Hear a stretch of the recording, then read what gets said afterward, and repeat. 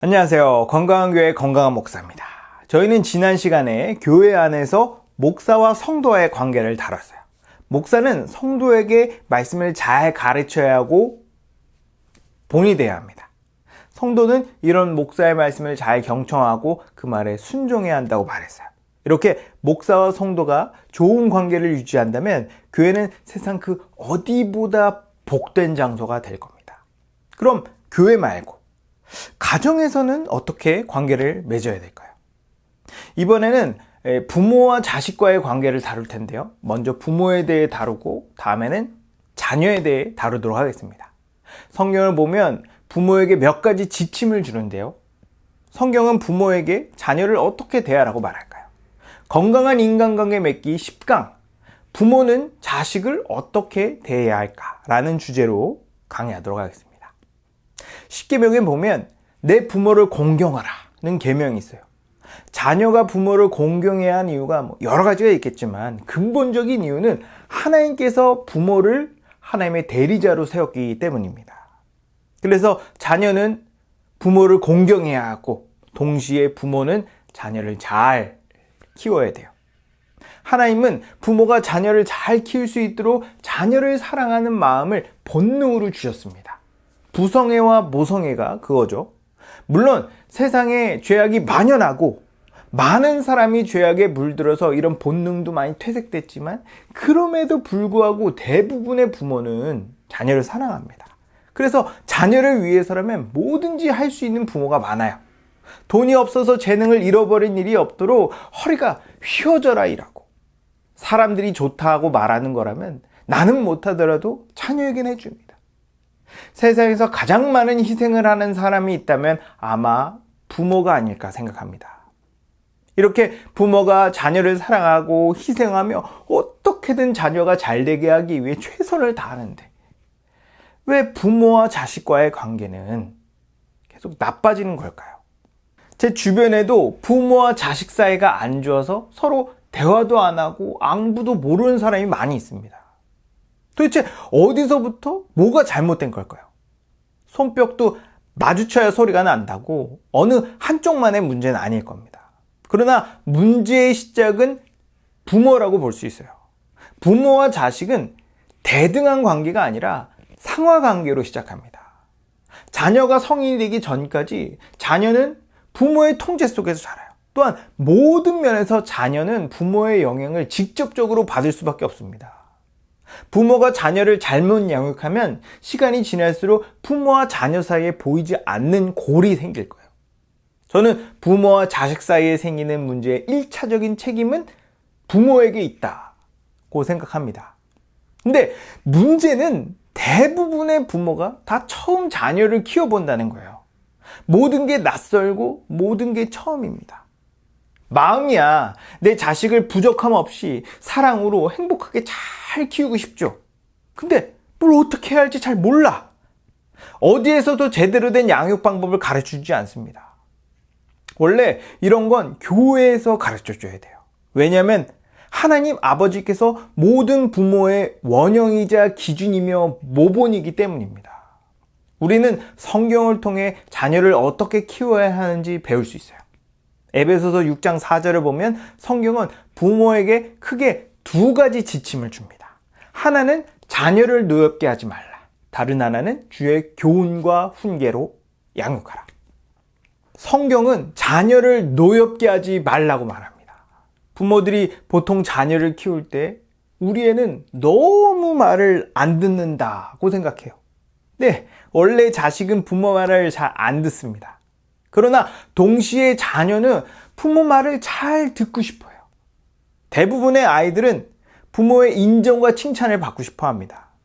말 안 듣는 나쁜 아이가 되고 싶은 아이는 거의 없을 거예요. 하지만 애들도 부모님 말을 잘 듣고 싶은데 잘 듣기가 쉽지 않습니다. 자기가 하고 싶은 게 있는데 부모님은 하지 말라고 하니까 순종하기 쉽지 않은 거예요. 애나 어른이나 다 나름의 고충이 있습니다. 부모도 자녀가 원하는 대로 하게 내버려두고 싶지만 부모는 자녀가 악한 길로 빠지지 않도록 자녀를 지도해야 할 책임이 있어요. 잠언서 13장 24절에 보면 매를 아끼는 자는 그 자식을 미워함이라. 자식을 사랑하는 자는 근실히 징계하니라고 말합니다.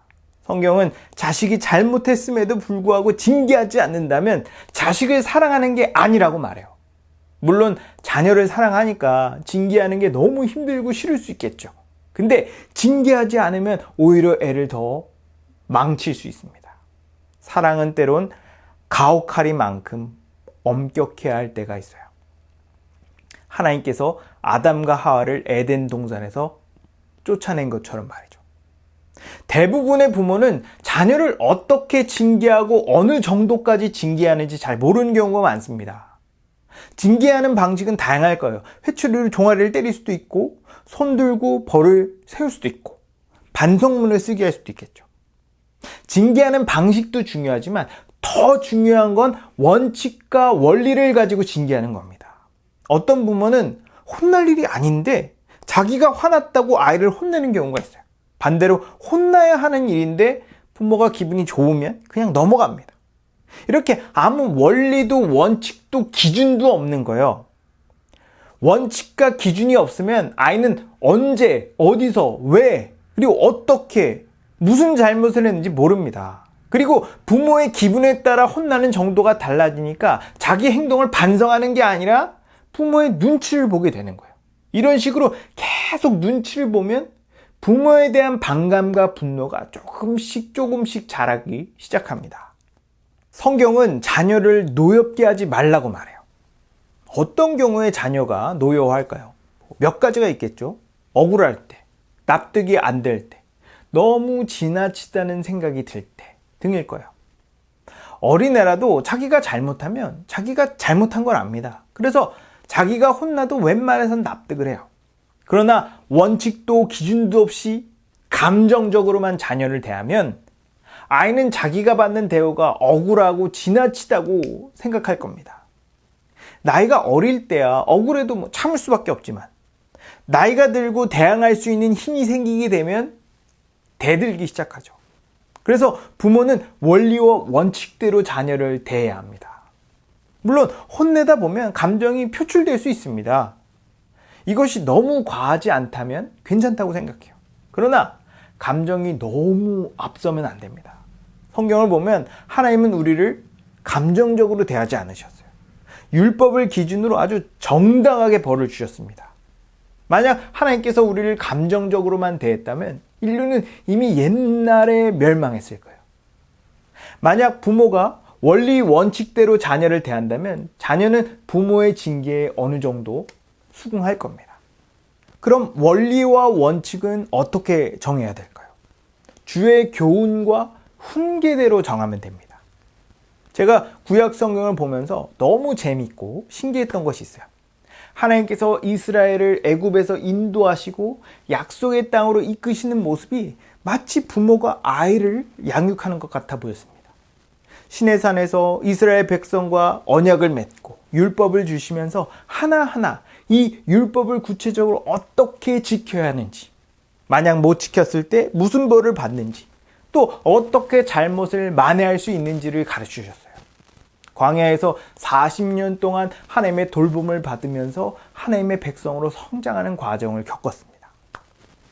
이처럼 부모는 자녀를 주의 교훈과 훈계로 양육해야 돼요.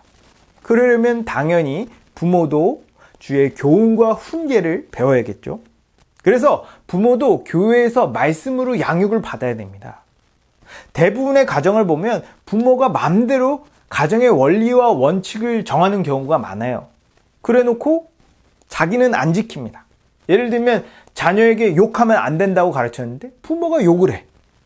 게임하지 말라면서 부모는 게임을 합니다. 이런 모순적인 모습을 보고 자녀들이 화가 나는 거예요.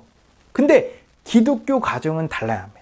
왜냐하면 부모가 원리 원칙을 정하는 게 아니라 성경이 원리 원칙을 정하기 때문이에요. 그리고 자녀뿐만 아니라 부모도 이 원리와 원칙을 지켜야 합니다. 부모가 주의 교훈과 훈계를 지키는 모습을 보고 자녀는 부모보다 더 높은 권위가 있다는 걸 이해하고 받아들이게 되죠. 이런 원리 원칙 아래서 정당하게 징계가 되어진다면 자녀들은 이것을 억울해하거나 부당하다고 생각하지 않을 거예요. 왜냐하면 부모도 그 원리와 원칙을 지키고 있기 때문이죠.